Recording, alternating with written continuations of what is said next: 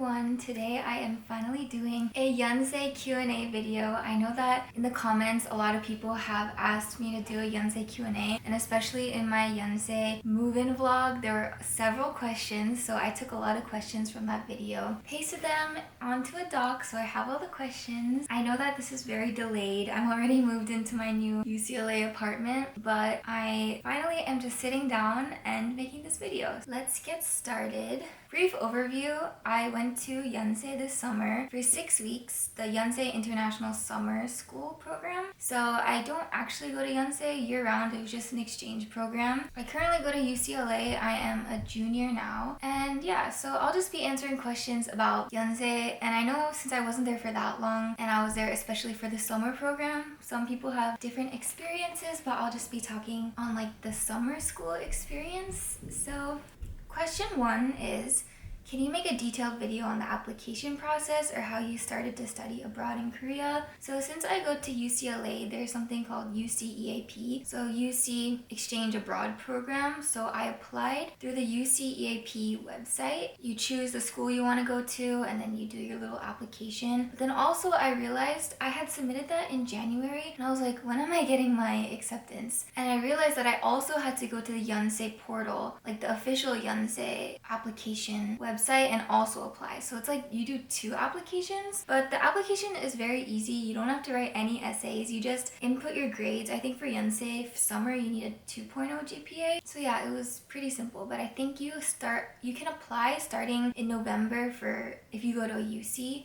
I don't know what it's like for non-UC schools, but that's how it worked for the UC program. Second question is, did you make friends in Korea? So I was kind of nervous about making friends because it's like I'm going to a new school. I didn't know anyone going. I had a friend of a friend who was going, so I ended up becoming friends with her and also her friends. So we hung out like all summer together. So that was really nice. In the beginning, I didn't make like a crazy amount of friends, but I feel like at this age, it's not about like the number, but it's just people that you enjoy being around. I made like 3-4 friends in my marketing class. So one of them is Hoyun. She was like one of the main friends that I met, and I'm super glad that I met her because she also goes to Pepperdine. So since UCLA and Pepperdine are like 30 minutes away, we can still see each other. I even went to her house. It's in my Speaking Korean for 24 Hours vlog, so check that out. I also made friends with a girl in my computer graphics class, and she also goes to school in New York, so it's nice to know that I can see her when I go home. So yeah, I didn't make like a crazy amount of friends, but I made a small group of friends who I know that I'll stay friends with for a while, which I think is more meaningful in my opinion. The main way I made friends was through class and then mutual friends. Okay, third question. Did I have a roommate, and like can you choose who you want to live with, and how does the housing situation work? For summer, I got lucky. My first choice was a single in one of the buildings called SK Global, and I got a single, but I did hear that a lot of people don't get their first choice or they get rejected from housing. So I think one issue is that a lot of people have to live off campus in Airbnbs because housing is so competitive. I didn't realize that until I talked to people who didn't get housing, but I was in a single, so I didn't have a roommate. The 2 options is roommate or no roommate. So you live with 2 people max, I'm pretty sure, for at least a summer program. I don't know what it's like year-round. And the 2 housing programs during the summer is SK Global and Ujongwon. And SK is more walkable to campus and also just to like the city. And Ujongwon is like very high on a hill, so it feels like you're in a forest. So you have to take a bus, or if you walk, it's like 30-40 minutes. So I went to Seoyun's dorm because she lives in Ujongwon, and it's like above SK on the hill, so it's a 15-minute walk from SK. So then if you're going from campus, it's just like 40 minutes, which is quite long. But SK Global, it's like a 3-minute walk to the bus, 12-minute walk to campus, so I got a bit lucky with that. Some people ask me, why are you going to Korea to study when so many Korean students move to the US to study? Like, it's opposite. Ever since middle school, my dream was to study at Yonsei. I was always like, I'm gonna go to Yonsei. I don't think, because I really enjoy UCLA and I'm part of clubs here and I also have FOMO, I didn't want to go for a whole semester. So I think it was perfect to go for 6 weeks over the summer, because also I really like going to Korea I'm half Korean, so I speak the language. So I know that it was not like a true study abroad since I like am familiar with the country, but I think because it was like my dream to always go to Yonsei, I wanted to like fulfill it. But yeah, I don't go to Yonsei like for my main college. I go to UCLA, so it's just an exchange program. Yeah, I think it's more rare for people in the US to go to Korea for their like 4-year degree, but just for exchange, it's pretty common. Question 5 is, do they separate foreigners from Koreans in different classes? So since this was an international program, so YISS, Yonsei International Summer School, all the classes are taught in English. Even though most professors are Korean, they teach in English. And the program is for like exchange students, so it's separated from the regular Yonsei students. But also I know that when they called attendance, there was like a thing in Korean that said 외국인, which means foreigners, so you could see like which people were foreigners and which people were not. But I think it's not exactly like Yonsei students versus non-Yonsei students, but it's people who are not from Korea versus people who like live in Korea. So even though classes were taught in English and everyone spoke English, I would say like 40% of students were like native Koreans who were born in Korea and I think grew up in Korea, but they go to school abroad and they came back to Korea for the summer and took the course. So I think some of them are more comfortable in Korean. It's pretty mixed. Yeah, I didn't realize how many Korean people would be in the class since I thought, oh, this is an exchange program. I'm kind of glad like I made friends with Hoyun and I got to improve my Korean and like be more immersed in the Korean culture through being with friends who like communicated in Korean. Like I went to McDonald's with 3 other people and they were all like mainly conversing in Korean, so it was the first time I was with a group of friends who were actually like talking only in Korean. So I had to like get out of my comfort zone. But I think that helped me improve. Question 6 is, do I have to pay money for the food or do they provide food like breakfast, lunch, dinner? So there is no meal plan over the summer, but the food, every cafeteria is so cheap, like 4,000 to 5,000 won, which is like 2 to 4 USD, and the food is so good. UCLA food is the #1 ranked dining hall in the US, but I have to say that Yonsei like exceeded that for me. Maybe because I just really like Korean food, but they have like a pasta dining hall, like pizza, like Italian. They have just like traditional Korean food, like bunshik, which is like junk school food. They have a buffet. They have so many options. So even though you don't have a meal plan, everything's pretty affordable to buy. There was one time I went to the cafeteria and I had samgyetang, and samgyetang was like a Korean chicken soup. I paid like 5,000 won for that. And I had like a huge piece of chicken and it was such good quality samgyetang. I was like, oh my god. I'll insert a video. I think I do have a video of me eating it that I never included in my vlog.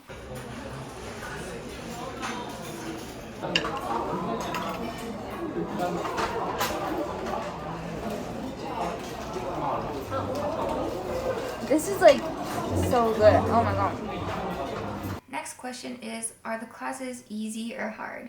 So when I first came into the program, I thought that this is Korea, like it's gonna be a lot harder than America. But I think that since they know that it was a summer program and we all wanna explore Korea, especially for people who have never been there before, classes were very light on the workload. So I was pretty surprised. Like my computer graphics class, she was like, I know you guys want to have fun. I'm gonna try to make it so that you can do your homework assignments in class and give you work time. So I never had to really do homework for my computer graphics class unless I procrastinated the work, but it was really not that bad. And then marketing, I had a midterm and a final exam, so I did have to study a little bit for that, and then we had a group project, but the workload was very light. Like I would say my workload at UCLA is just a lot more. So I can't really speak on the year-round program because it's probably a little bit more harsh since it's not a summer program. But yeah, I was very shocked about the light workload for the summer program. So my overall experience, I really enjoyed the program. It was always my dream to study at Yonsei, and it was just so nice just going around campus and making friends and hanging out in Korea. I've never been in Korea for 6 weeks before. Like when I used to come in the summers with my mom, we'd stay max 2 weeks, and last summer I went 4 weeks.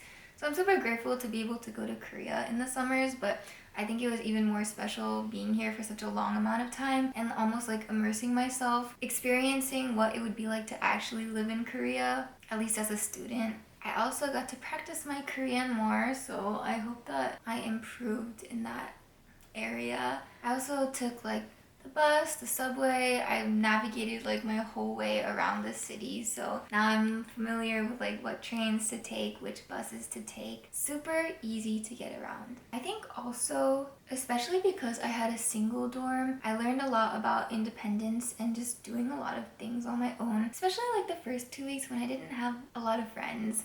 I was kind of just going to eat by myself, going to dance classes by myself. I think because I didn't have much to do, I was like, okay, well, I'm just gonna go dance then. So I went to 1 million and gestured a lot. And I also like ordered delivery. Delivery in Korea is like amazing. Like America, if you're gonna do like Uber Eats or Seamless, it's so expensive, but Korea, like, it's so much more affordable. So classes were Monday to Thursday, and there was no class on Friday, so it was so nice. And the classes were only 3.5 hours total each day, so I started at 11:30 and I got out at 3:10. So afterwards, I just had like free time to do whatever I wanted, which was nice. Those are the main questions. Now I'm gonna answer some more like fun personal questions that people asked in the comments. First question is, did you learn Korean just for uni, or have you been speaking it since childhood? My mom is Korean, so since I was like 7, 8, I started learning Korean, and I think I became more proficient, like speaking level, like being able to have a full conversation, like middle school, like high school. Especially during quarantine, I improved a lot because I watched so many K-dramas. I think now my Korean, I feel comfortable going to a restaurant, having a conversation with anyone, like hanging out with friends who are Korean and speaking with them in Korean. Like there are obviously vocabs that like I don't know about, but I wouldn't say I'm like 100% fluent, but I can converse and get around comfortably and like read and write and stuff. I always told myself that once I can fully understand the Korean news, like watching news on TV, then I'll know that I'm like 100% fluent, because even now, like I'll watch the news and I just don't know what they're saying. So what K-pop group do you stan? So I'd have to say my top is New Jeans. I love New Jeans. I have some New Jeans stuff here. It's like very discreet though. In freshman year of college, I had so many New Jeans posters, like New Jeans, but now it's like a little more like calm. I do have this little photo card here. My desk actually has more New Jeans stuff. Like I have the CD and I have like little characters. I also like aespa. I got their signature like right when they debuted, a few months after, through my mom. So at my house I have like an aespa card with all their signatures, as well as SHINee's signature, but I left that at home. Obviously, like Blackpink, Chunsomi. I think ever since I was younger, I like loved Chunsomi, especially because she's also half Korean. So I was like, I can be like Chunsomi. But anyways, I love EHI and I love IU. I also love Wave to Earth. I was just texting with Bernice. I was like, I really want to go to the Wave to Earth concert. Next question. Are you planning to live in Korea once you graduate, or will you return to your country? It's very up in the air, I guess, depending on what I do. I've always like wanted to live in Korea. Since I was younger, I was like, I'm gonna live in Korea. I'm from New York. I live in LA right now for college. Honestly, I don't know. It really just depends on what my future career will be. So we'll see what happens. That is it for the Q&A. If you have any more questions, you can leave them in the comment section. I finally concluded every Yonsei video that I planned on making. So yeah, the official Yonsei series is over. I hope that these questions were helpful. Thank you for watching, and I will see you guys in my next vlog. Bye!